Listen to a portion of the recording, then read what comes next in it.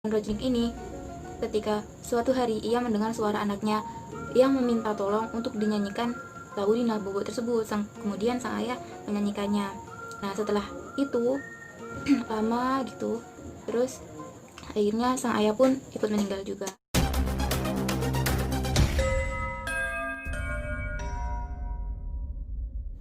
Halo assalamualaikum warahmatullahi wabarakatuh.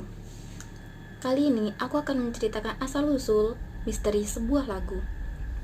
Seperti yang kita ketahui, bahwa setiap lagu ketika ia diciptakan, ada sesuatu yang menginspirasinya. Entah itu cinta, kehidupan keseharian masyarakat, bahkan permasalahan sosial lainnya. Nah, kali ini aku akan menceritakan suatu misteri lagu yang berjudul Nina Bobo. Setelah aku baca-baca, ternyata ada dua versi yang menceritakan tentang hal tersebut. Yang pertama, yaitu versi Helenina.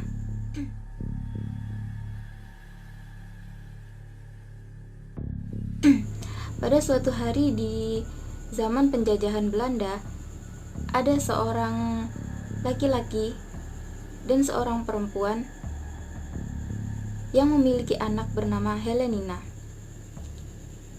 Laki-laki ini bernama Van Rojnik dan yang perempuan bernama Mustika. Nah, suatu hari mereka itu mendapati anaknya yang susah tidur. Kemudian sang ibu suatu hari ibunya membuat senandung agar supaya anaknya itu tenang kemudian bisa tidur. Nah, senandung itu waktu itu bunyinya kayak semacam na na na na na na na na na na na na na na na na na kayak gitu pokoknya. Nah, terus kemudian sang ayah si Van Rojnik tadi itu mengatakan, bagaimana kalau digabung sama lirik aja supaya lebih menarik dan bisa seterusnya mudah diingat gitu.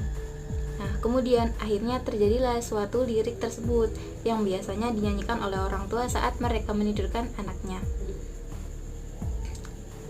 Kalian pasti udah tahu kan liriknya, Nina Bobo, oh Nina Bobo, kalau tidak bobo digigit nyamuk gitu. Nah, setelah lagu itu selesai dibuat, kemudian si Helenina atau anaknya tadi itu ketergantungan mendengarkan lagu tersebut. Akhirnya setiap malam ibunya menyanyikan lagu Nina Bobo untuk si Helenina. Nah, kemudian suatu hari Nina ini sakit, menderita demam. Kemudian tidak lama setelahnya Nina ini meninggal dunia. Kemudian sang ibu dan sang ayah sangat bersedih. Setelah itu mereka semacam kesepian gitu. Terus kemudian lama-lama si ibunya Mustika ini ngerasa kayak didatengin anaknya. Kemudian anaknya semacam minta dinyanyiin lagu Nina Bobo. Nah, kemudian si ibunya menyanyikan lagu Nina Bobo tersebut. Pada suatu hari ibunya pun meninggal. Nah, saat itu ayahnya tinggallah sendirian di rumah. Si Van Rojnik ini ketika suatu hari ia mendengar suara anaknya yang meminta tolong untuk dinyanyikan lagu Nina Bobo tersebut. Kemudian sang ayah menyanyikannya. Nah, setelah itu lama gitu, terus akhirnya sang ayah pun ikut meninggal juga. Lanjut, yaitu versi yang kedua. Versi ini dinamakan Nina Mitch.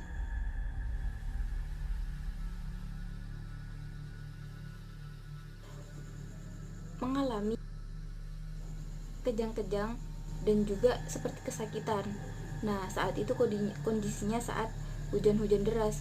Kemudian sang ibu dan keluarga itu semacam ketakutan gitu. Kemudian si Nina Mitch itu akhirnya dikurung di kamar, terus kemudian diikat dan dipasung. Nah, atas kejadian ini ayahnya pun semacam putus asa. Kemudian ayahnya meninggalkan si ibunya dan anaknya di rumah sendirian.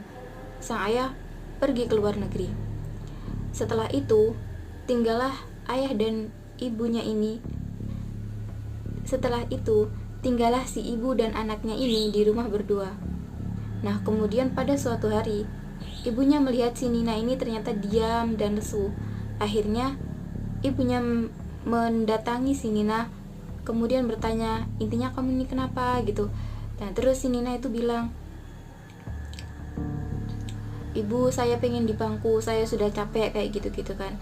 Nah, terus akhirnya di bangku, nah kemudian dinyanyiin sama ibunya lagu Nina Bobo tadi. Kemudian si Nina itu akhirnya meninggal dunia. Oke, jadi gimana menurut teman-teman semua? Apakah cerita itu benar atau hanya sekedar mitos saja? Komen di bawah ya. Oh iya, selain itu, ternyata ada suatu film yang terinspirasi dari lagu Nina Bobo ini, yaitu film yang berjudul Oh Nina Bobo. Film ini rilis pada tahun 2014. Film tersebut yaitu sangat berbeda dari cerita Nina Bobo dari dua versi tersebut. Nah, sinopsisnya yaitu, singkat cerita, ada 4 keluarga, yaitu ayah, ibu, anak laki-laki, dan anak perempuan. Nah, suatu hari terjadi suatu misteri atau semacam musibah kepada keluarga tersebut, di mana mengakibatkan sang ayah, sang ibu, dan sang adik laki-laki itu meninggal. Nah, kemudian tersisalah satu kakak laki-laki yang bernama Rian. Kejadian itu, Rian ini mengalami suatu penyakit yang dinamakan post-traumatic stress disorder. Namun, seiring berjalannya waktu, Rian ini dapat melupakan kejadian tersebut dengan cara ia menganggap seolah-olah kejadian tersebut tidak pernah terjadi. Itu, 5 tahun kemudian, datanglah seorang psikiater. Psikiater tersebut bernama Karina. Ia adalah mahasiswa yang mengambil tesis. Nah, ia menjadikan Rian sebagai objek penelitiannya. Rian bisa sembuh atau tidak itu bisa diuji dengan cara Rian itu diajak ke rumahnya yang dahulu terjadinya kejadian tersebut. Nah, selanjutnya kalian bisa nonton filmnya sendiri. Buat kalian yang udah nonton filmnya, boleh dong komen di bawah. Sekian cerita aku hari ini. Terima kasih udah mendengarkan. Buat kalian yang punya ide dan saran untuk video selanjutnya, komen di bawah ya. Dan jangan lupa di subscribe supaya kita sama-sama tahu cerita yang unik dan menghibur selanjutnya.